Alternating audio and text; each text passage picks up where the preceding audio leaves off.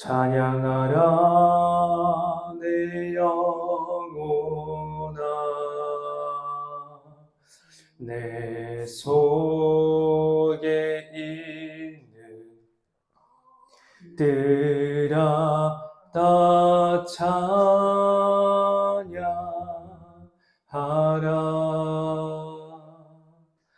찬양하라 내 영혼아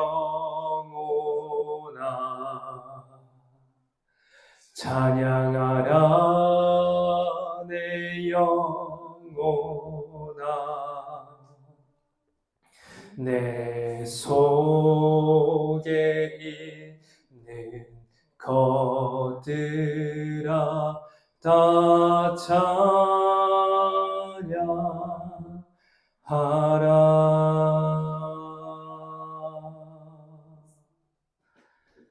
기도하겠습니다. 하나님 감사합니다. 하나님, 이렇게 혼란스러운 이 시대 속에서도 그리스도의 복음을 붙들고 이렇게 금요 기도회를 모이게 하시니 하나님 감사합니다. 하나님 조금도 흔들리지 않고 오직 그리스도의 복음을 붙들고 나아가는 하나님 우리 저희 목자교회 되기를 원합니다. 하나님 이 시간 말씀과 음성을 허락하여 주옵시고 하나님의 분명한 메시지가 드러나고 하나님 정말 메시지를 들을 때에 많은 이들의 심령이 살아나며 성령님이 역사하시며 치유의 기름 부으심이 넘치는 귀한 시간이 되게 하여 주옵소서. 하나님 감사합니다.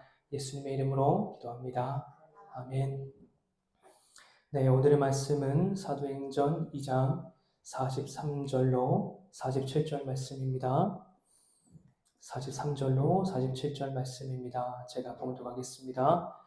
사람마다 두려워하는데 사도들로 말미암아 기사와 표적이 많이 나타나니 믿는 사람이 다 함께 있어 모든 물건을 서로 통용하고 또 재산과 소유를 팔아 각 사람의 필요를 따라 나눠주며 날마다 마음을 같이하여 성전에 모이기를 힘쓰고 집에서 떡을 떼며 기쁨과 순전한 마음으로 음식을 먹고 하나님을 찬미하며 또 온 백성에게 칭송을 받으니 주께서 구원받는 사람을 날마다 더하게 하시니라. 아멘.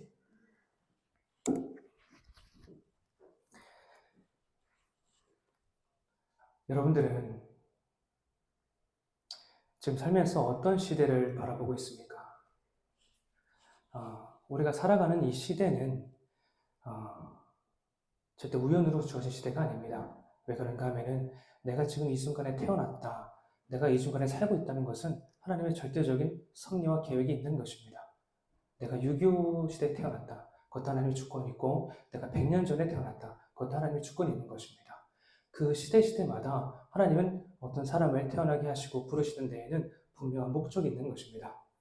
그래서 우리가 하루하루 살아가면서도 여러 가지 일상생활이 있지만 지금 내가 사는 시대가 어떤 시대인가, 그리고 내가 지금 이 시대 속에서 내가 무엇을 붙잡아야 되는가라는 것을 한 번쯤은 생각을 해야 됩니다. 그렇지 않으면 흔들리게 돼요. 대체 시대가 왜 이렇지? 대체 왜 이렇게 이런 이해가 안 되는 일들이 벌어지지? 왜 전쟁이 일어나지? 왜 어려운 사람들과 왜 경제와 정치가 그렇게 혼란스럽지? 그렇게 생각할 수가 있는 것입니다. 성경에는 그래서 어떤 메시지를 주고 있냐면 이제 보좌의 형상을 본 사람들, 이제 보좌의 능력을 입은 사람들이 있습니다. 특별하게 4명의 사람들이 나오는데 이제 에스겔과 이사야 그리고 다니엘과 요한이 있어요. 사도 요한이 있어요. 이제 에스겔 같은 경우는 이제 그발 가까이서 이제 보좌의 형상을 보았습니다. 어떤 형상이냐면 이제 보좌의 모습을 보았는데 사람의 형상이 있더라. 보좌에 사람의 형상이 있는 것처럼 보인다는 것입니다. 근데 이사야는 또 이렇게 보았어요. 보좌의 형상을 보았는데 이제 스랍들이 천사들이 있어서 거룩하다, 거룩하다, 거룩하다. 그리고 하나님의 음성, 보좌의 음성을 듣습니다. 내가 누구를 위하여 보냈고. 그 이사야가 이렇게 고백을 하죠. 주여 저를 보내주십시오. 그 이사야가 이제 하나님의 언약을 붙들고 부르심을 붙들고 이제 복음을 전하는 대로 이제 보내심을 받습니다. 또 다니엘은 어떻습니까? 다니엘 같은 경우도 나라가 이제 없어졌죠. 이제 포로로 끌려갔습니다. 이제 바벨론에 살았습니다. 또 총리도 했습니다. 사자굴에도 들어갔습니다. 근데 사실 다니엘이 진짜 했던 건 무엇이냐면 또 보좌의 형상을 본 것이에요. 다니엘은 보좌의 형상을 보았습니다. 무엇을 보았느냐? 보좌에 앉았더니 옛적부터 항상 계신 이를 보았다고 했어요. 옛적부터 항상 계시니, 옛적부터, 영세전부터, 태초부터 좌정에 계신 하나님을 보는 것입니다. 그러면서 그의 보좌가 불꽃 같았다라고 기록하기 다니엘이에요. 그러면은 또 이제 신약으로 넘어와서 이제 사도 요한이 있습니다. 대표적으로 이제 요한계시록을 기록했는데 사도 요한 같은 경우는 하늘의 보좌가 베풀어졌다라고 보았습니다. 하늘의 성령이 감동돼요. 성령이 나를 감동하게 하셔서 보았더니 하늘의 보좌가 베풀어진 것을 보았다라고 기록한 것입니다.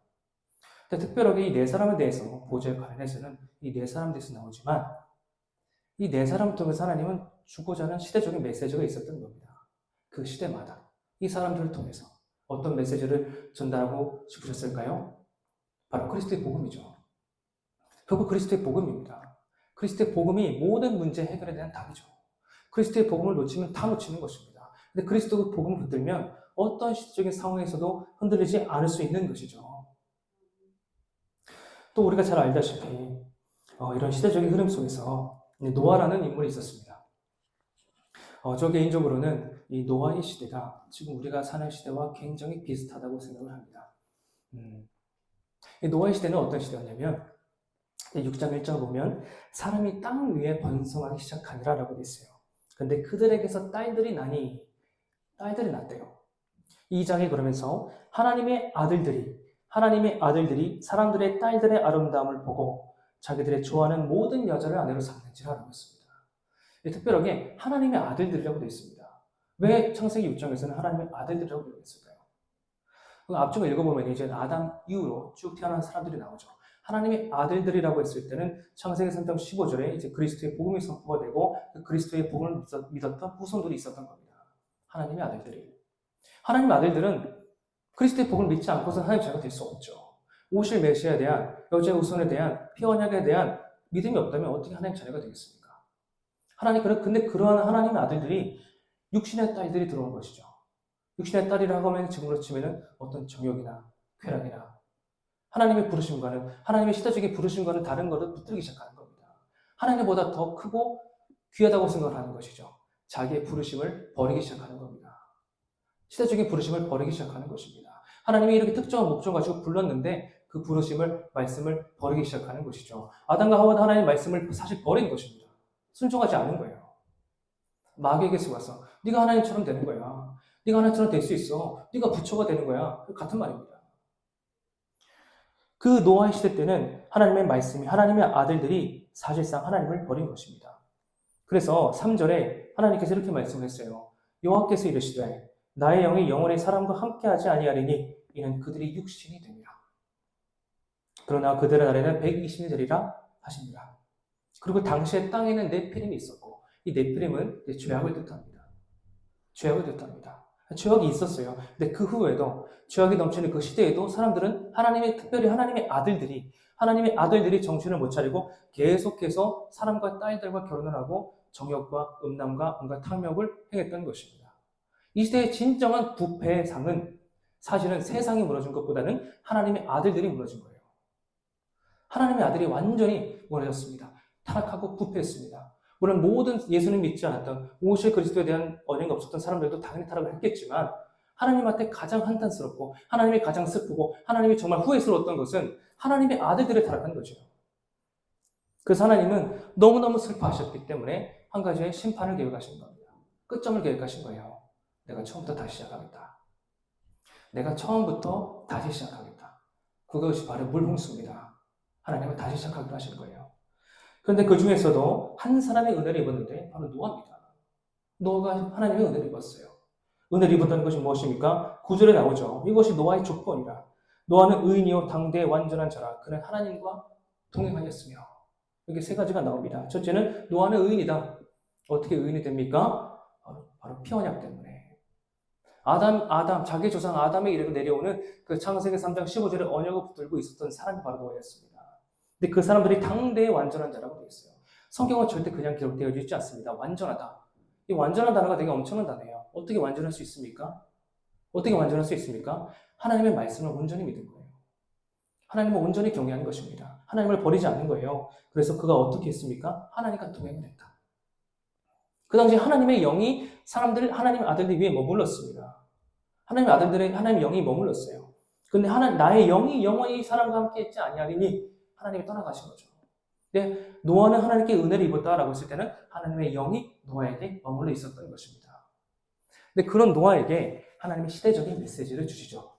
그 시대적인 메시지가 무엇이냐 하면은 너는 고페르 나무로 너를 위하여 방주를 만들되 너를 위하여 방주를 만들되 라고 말씀을 주시는 것입니다. 너를 위하여 방주를 만들되. 지금의 시대가 앞으로 어떤 시대가 될 것이냐 라고 했을 때 예수님의 말씀에 이미 모든 게 계시가 되었습니다. 전쟁과 기근과 난리가 날 것이다. 성공할 것이다. 번영할 것이다. 세상이 더 나아질 것이다. 그런 메시지가 아니에요. 점점 더 망가질 것이다. 더 어려운 사람들이 많아질 것이다. 더 많은 사람들이 배반할 것이다. 더 많은 사람들이 복음을 버릴 것이다. 더 많은 사람들이 자기밖에 모르고 사랑을 잃어버리게 살아가게 될 것이다. 그런 메시지가 성경에서 나오고 있는 것입니다. 그럼 그런 시대 속에서 하나님이 결국 이런 말씀을 주고 계신 거예요. 너는 고페르 나무로 너를 위하여 방주를 만들어라. 하나님은 방주를 만들기를 바라시는 겁니다. 왜 방주를 만들기 바라십니까? 하나님은 노아 시대 때는 노아의 가족만을 구원을 받았죠. 지금은 어떨까요? 지금은 하나님은 모든 사람이 구원을 받기를 바라세요. 특정한 가족만 구원받기를 바라시는 게 아니라 모든 사람이 구원을 받기를 바라시는 겁니다. 그래서 모든 일을 위해서 모든 사람을 구원하고자 하는 마음 때문에 그리스도 예수를 십자가에 못 박아 죽이신 겁니다. 하나님의 세상을 이처럼 사랑하사 독생자를 주셨으니 하나님은 세상을 아직도 이처럼 사랑하시는 겁니다. 그럼 우리가 이러한 시대 속에서 이러한 시대적인 상황 속에서 우리가 무엇을 붙잡아야 될까요? 저 같은 경우는 한 주간 하나님께 그런 질문을 했어요. 하나님, 한 주간 살아가면서 제가 무엇을 붙잡아야 될까요? 하나님, 제가 무엇을 하길 바라십니까? 라고 질문을 했습니다. 거창한 게 아니에요. 대단한 거랑 하자고 하는 게 아니에요. 그러나 하나님, 제가 한 주간 살면서 또는 제가 교회를 섬기면서 제가 무엇을 붙잡기를 바라십니까? 라고 하나님께 질문을 했습니다. 한 주간 그렇게 살았습니다. 그랬더니 저는 좀 5가지의 응답을 좀 찾았어요. 첫 번째가 무엇이냐면 첫째는 너를 위하여 방주를 만들라라는 것이죠. 나를 위해서. 다른 사람도 아니라 나를 위해서, 내 영혼을 위해서 방주를 만들라는 겁니다. 어떻게 제 영혼을 위해서 방주를 만듭니까? 그리스도의 복음으로만 살아가는 거예요. 영혼이 변절되는 건 다른 게 아니에요. 그리스도 복음 외에 다른 게 들어오는 겁니다. 제가 학생들을 양육하고 있지만 그 학생들한테 가르치는 건 다른 게 아니에요. 그리스도의 복음만 말을 하는 겁니다. 그리스도의 복음으로만 그 영혼이 보존되도록 하는 거죠. 예수님께서 이렇게 고백했잖아요. 아버지께서 제게 주신 영혼들을 제가 보존했습니다. 그러면 하나님께 고백했죠. 아버지 하나님, 제가 이제 아버지께로 가지만 남겨진 이 모든 영혼들이 아버지와 제가 하나가 된 것처럼 하나가 되기를 원합니다. 그 영혼의 보존을 얘기하시는 겁니다. 영혼을 보존해야 돼요. 특별히 내 영혼을 보존해야 됩니다. 사도 바울은 이렇게 고백했어요. 도리어 내가 전파한 후에 내가 버림당할까 두렵다. 그렇게 하나님께 크게 쓰임받던 바울도 그런 거룩한 두려움이 있었던 겁니다. 자기 영혼에 대한 두려움. 그리스도의 복음에서 혹여나 떨어질까 봐. 예수님께서 좁은 문으로 들어가라. 그게 협착하다 좁다는 거죠. 사람들이 찾지 않는다는 것이죠. 내가 지금 좁은 길로 가고 있나? 내가 지금 넓은 길에 서 있지 아니한가? 그것을 스스로 진단해야 하는 것입니다. 그런 거룩한 두려움이 우리 성도들한테 교회에게 어쩌면 필요한지 모르겠습니다. 왜냐하면 죽고 나서는 더 이상 돌이킬 수가 없기 때문이에요. 죽고 나서는 예수님을 마주해야 되는데 예수님이 어떤 반응을 보이실지는 사실 가봐야 하는 겁니다. 그렇기 때문에 우리가 항상 깨어있어야 하는 이유가 무엇이냐? 바로 내 영혼 때문에. 내 영혼이 예수님 앞에 서서 칭찬을 받고 정말 넉넉히 천국 들어가서 정말 이왕이면 칭찬받는 게 좋잖아요. 이왕이면 예수님께 찬양 듣는 것보다는 잘하였다 충성된 종아라는 말씀을 듣는 게 낫지 않겠습니까? 그렇기 때문에 우리가 더 깨어있어야 하는 것입니다. 두 번째는 가정의 방주를 만드는 것입니다. 이 한 가정이 굉장히 중요합니다. 저도 아내와 이렇게 한 가정을 이루고 평범하게 살고 있지만 사실 그 가정이 하나의 방주더라고요. 저희 가정이 특별히 하는 것은 없지만 사람들이 찾아와서 그 사람들한테 복음을 전해주고 같이 예배도 드리고 그래서 한 가정이 얼마나 큰 방주인지 모릅니다. 근데 요즘 시대는 어떻습니까? 이 가정이 무너지고 있습니다. 결혼도 함부로 하죠. 연애도 함부로 합니다. 가정을 좀 거룩하게 또는 정결하게 여기지 않습니다. 이혼을 좀 대수롭지 않아? 이혼하는 게 요즘 뭐가 흠이야? 이혼 누구나 할 수 있는 거 아니야? 그렇게 생각을 하는 거예요. 세상에 그만큼 타락해 나가는 것입니다. 하나님 아들들이 어떻게 했습니까? 자기가 원하는 여자들을 다 아내로 삼은 거예요. 한두 명이 아니에요. 그냥 이쁘다 하면 다 그냥 아내로 삼은 겁니다. 그게 무슨 가정입니까? 하나님이 처음에 창조하셨을 때는 자기 형상대로 사람과 여자, 남자, 여자를 창조하셨죠. 한 가정을 창조하신 것입니다. 처음부터 가정은 굉장히 거룩한 것이에요. 교회의 가장 기초가 되는 단위가 바로 가정이죠. 국가의 가장 기초가 되는 단위도 바로 가정입니다. 그래서 우리가 이 가정의 방주를 굉장히 거룩하게 생각하고 또 이 가정의 방주를 위해서 우리가 기도를 해야 됩니다. 우리 가정이 좀 방주가 아닌 것 같다라고 했을 때는 나부터 방주가 되면 돼요. 그러면 하나님, 저희 가정이 이 시대에 방주가 되게 해주세요. 방주가 되게 해주세요. 혹시 어떻게 알겠습니까? 이 대한민국에, 이 나라에 전쟁이 앞으로 없을 것이다 라고 장담할 수가 누가 있겠습니까? 암다는 그 누구도 모르잖아요. 하나님만 아시잖아요. 실제로 세계 1차, 2차 대전 때 활동했던 목사님들이 많이 계십니다. 미국의 남북전쟁을 통해서도 활동했던 목사님들이 많으세요. 이엔 바운주 목사님, 기도의 능력, 책 쓴 목사님도 계시죠? 전쟁 시대에 활동했던 분이에요. 군목으로서 활동하셨잖아요. 그러니까 앞으로의 시대는 어떤 시대가 흘러갈지, 어떻게 될지 알 수는 없죠. 그렇지만 우리가 해야 될 것은 무엇이냐? 결국 우리의 가정이 방주가 되게 해주세요. 그리고 기도를 해야 되는 것입니다. 우리의 가정만큼은 이 믿음의 역정을 발라서 이 그리스도의 복음으로, 마치 히브리 백성들이 문설주에 이제 피를 발랐잖아요. 피를 발랐어요. 피를 뿌렸든, 붓질을 했든, 살짝 했든, 어쨌든 바른 겁니다. 발라서 구원을 받았어요. 그 피 바른 사람들은 하나님의 저주가 피했고, 피 바르지 않은 사람들은 장자가 다 죽었습니다. 그러니까 그런 것처럼 우리가 예수의 피를 통해서 이 가정의 방주를 세워야 되겠습니다. 세 번째는 이제 셀 방주입니다. 우리 목자교회는 셀 모임, 어떻게 보면 셀 운동을 하고 있는 것과 같습니다. 셀 모임, 셀 운동을 한다. 운동이라고 하는 것은 움직이죠. 나 한 사람만 혹은 담임 목사님만 셀 모임을 여는 게 아니라 사실 모든 성도가 셀 모임을 열어야 되는 것입니다. 그렇다고 해서 저는 셀 모임이 없는데요? 그런 얘기가 아니에요. 그런 얘기가 아니라 누구든지 하나님께 구하고 꿈을 가지면 때가 되면 하나님이 저절로 모임을 열게 또 전도할 수 있도록 열어주십니다. 중요한 것은 이 셀 모임이 하나님이 보실 때 어떤 역할을 하고 있냐는 것입니다. 이 셀은 그것도 방주입니다. 저 같은 경우는 특별히 학생들과 카페 망대에서 이렇게 모임을 종종 열고 또 학생들을 양육을 하는데 제가 이번 주에는 학생들한테 복음을 가르치면서 제가 뭘 느꼈냐면 이게 방주 같다는 생각이 드는 거예요. 이 모임이 학생들은 그냥 저 얼굴 보러 왔어요. 저 금방 가봐야 돼요. 슉 가버리고 그러다가 어떤 날은 저 오늘 좀 30분 정도 시간이 돼요. 그럼 와 앉아. 이번 수요일 날은 이제 하나 학생이 여친을 만나러 가는데 푸드 파이팅인가? 제가 이해를 못했어요. 그 단어 이해 못해. 뭘 하러 간대요, 여친이랑. 그래, 알겠어. 그러면은 갈 때 가더라도 복음을 듣고 가라. 30분 동안 와서 복음을 가르치는 겁니다. 그 생각 들어요. 듣는데 그 30분이 별거 아닌 시간 같은데 제가 봤을 때 방주 같은 거예요. 그 학생들이 그 시간만큼은 어디 학원 가지 않고 어디 돌아다니지 않고 어디 시내 하지 않고 그리스도의 말씀을 듣는 거잖아요. 그러니까 이게 지속이 될 수도 있고 없어질 수도 있고 새로운 곳에 또 셀을 열 수도 있고 어떤 경우가 될지 모르겠는데 그 여는 그 순간만큼은 이 시대를 살아가는 이 학생들에게 방주가 될 수 있구나. 그럼 들어오면 사는 겁니다. 방주의 역할이 무엇입니까? 사는 거예요. 들어오면 살고 나가면 죽는 겁니다. 방주 밖으로 들어가면 물에 빠져 죽습니다. 들어오면 산다. 노아도 방주 안에 들어가지 못하면 죽겠죠.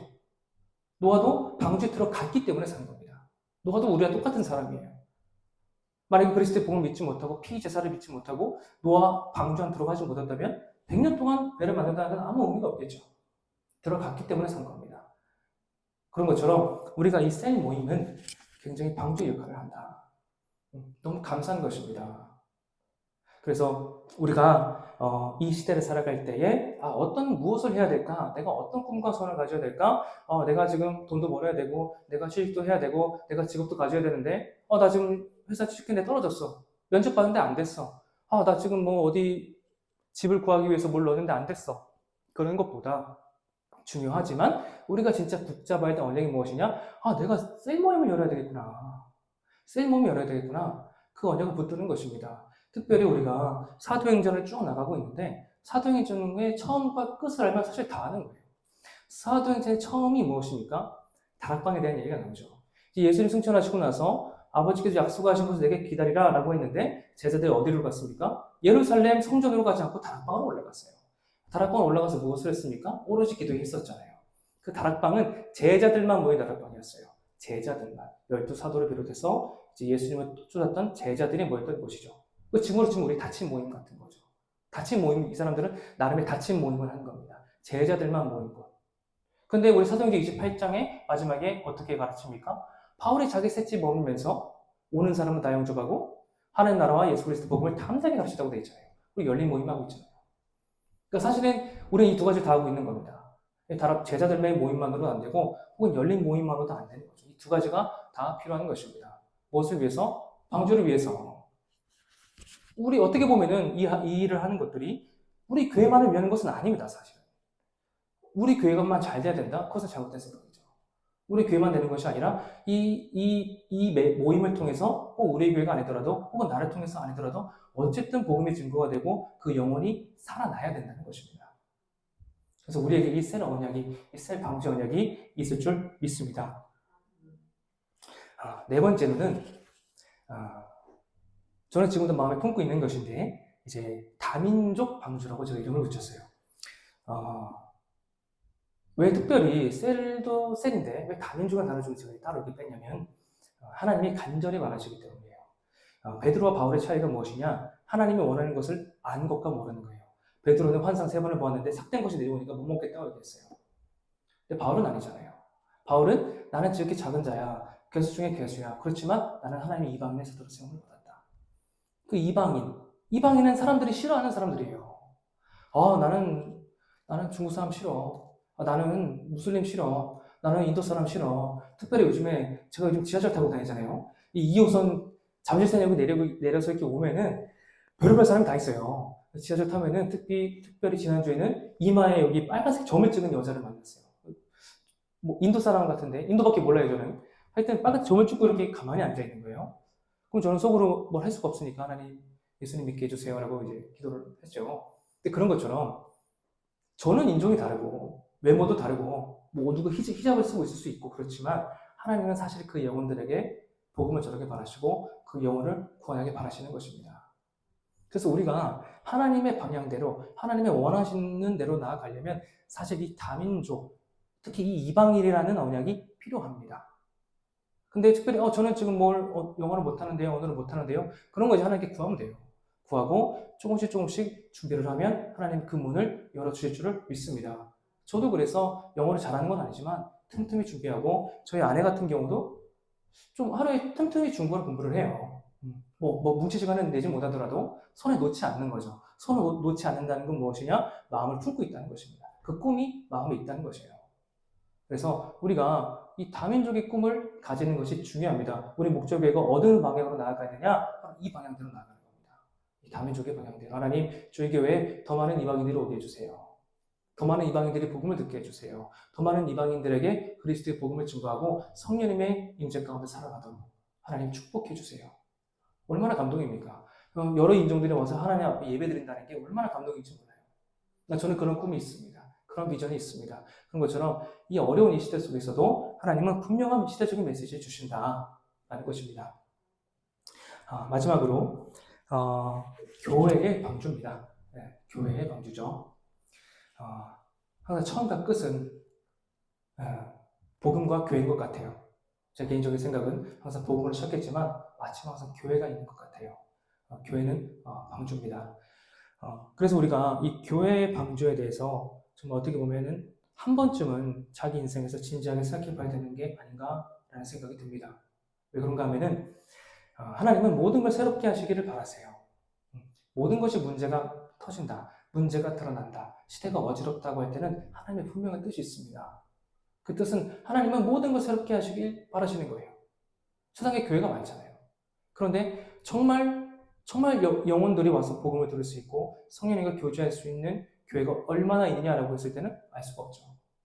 그러니까 우리가 무엇을 해야 되느냐라고 했을 때 이 교회의 언약, 방주의 언약을 붙들어야 합니다. 우리가 대그룹과 소그룹 모임이 있는데 소그룹도 우리가 방주 언약을 붙들고 대그룹도 방주 언약을 붙들어서 우리가 이 시대 속에서도 이 그리스도의 복음을 남겨야 될 줄 믿습니다.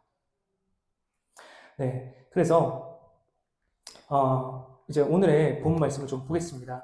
오늘의 본문 말씀은 교회에 대한 내용이에요. 특별히 사람마다 두려워하는데 사도들로 말미암아 기사와 표적이 많이 나타나니 믿는 사람이 다 함께 있어 모든 물건을 서로 통용하고 또 재산과 소유를 팔아 각 사람의 필요를 따라 나눠주며 날마다 마음을 같이하여 성전에 모이게 힘썼다라고 되어 있습니다. 언뜻 보면은 그냥 1차원적으로 생각을 하면은 아니 뭐 네 거 내 거 없이 그냥 물건을 나눴네, 뭐 네 거 내 거 없이 뭐 이렇게 되는 거 아니야? 뭐 그렇게 생각할 수가 있어요. 그런 것이 아니라 오늘 이 읽은 5가지 구절을 한 단어로 합축하면은 사실 우리라는 겁니다. 우리라는 단어를 조금 이해해야 하는 것이죠. 우리가 무엇입니까? 우리에는 2가지의 특징이 있어요. 첫째는 무엇이냐? 우리가 말할 때 특별히 예수 믿는다고 하는 사람들이 우리라는 단어를 쓸 때는 2가지의 공통점이 있어야 돼요. 왜냐면은 모인다고 할 때는 뭔가 공통점이 있어야 되잖아요. 소속팀이 다르면 안 되잖아요. 마귀의 자녀와 하나님의 자녀는 소속팀이 완전히 다릅니다. 공통점이 없어요. 공통적인 걸 이게 결부가 될 수가 없는 거죠. 물과 기름이죠. 그럼 우리라는 단어를 썼을 때 2가지의 공통점이 있어야 된다. 첫 번째는 무엇이냐?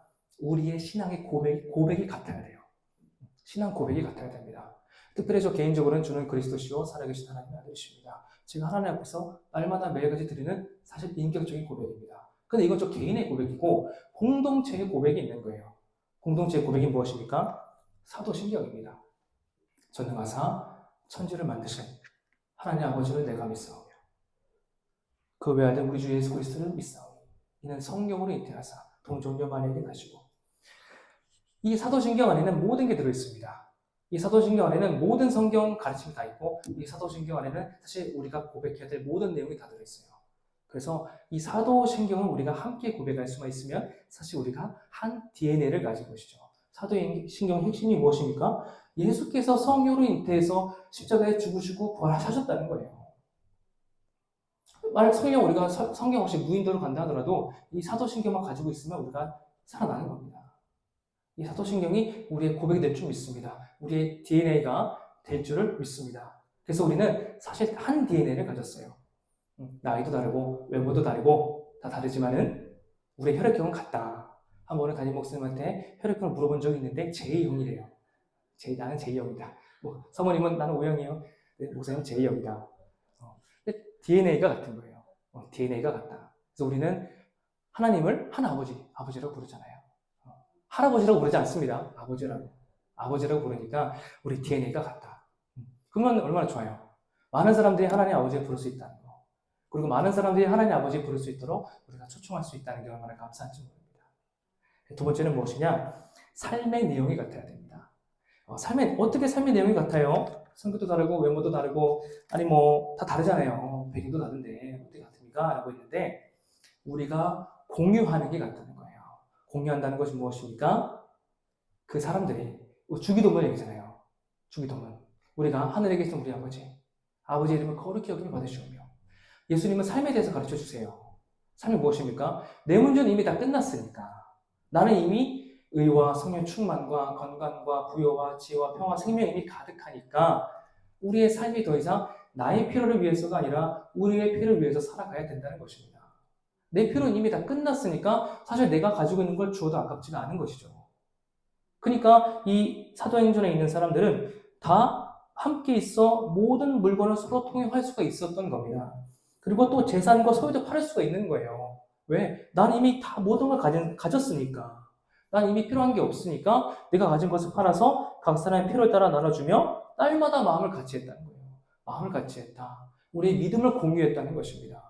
나는 이미 부요해. 나는 성령 충만해. 나는 부족함이 없어. 나는 하나님의 자녀야. 그 믿음이 우리가 공유가 되니까 우리가 어떻게 보면 눈에 보이는 어떤 현상이나 땅이나 건물이나 재산이나 어떤 숫자 같은 거에 치우치지 않게 되는 것이죠. 그렇다고 해서 뭐 사유재산 같은 거를 구분이 없다 그런 말은 아닙니다. 영역이 있고 구분이 있고 질서가 있죠. 그렇지만 우리의 삶의 내용은 사실상 이미 내가 모든 걸 가지고 있기 때문에 내가 이 우리라는 단어를 위해서 살아갈 수가 있다는 것입니다. 그러면서 성경은 이렇게 고백하고 있어요. 성전에 모이기를 힘쓰고 우리는 모이기를 힘써야 됩니다. 물론 억지로 하란 말은 아니지만 우리가 모이기를 힘써야 돼요. 앞으로 시대가 어떤 시대가 됩니까? 모이기를 패하잖아요. 모이지 마. 각자 시간 보내자. 따로 보내자. 놀러 가자. 뭐 교회를 가냐. 그럴 수 있잖아요.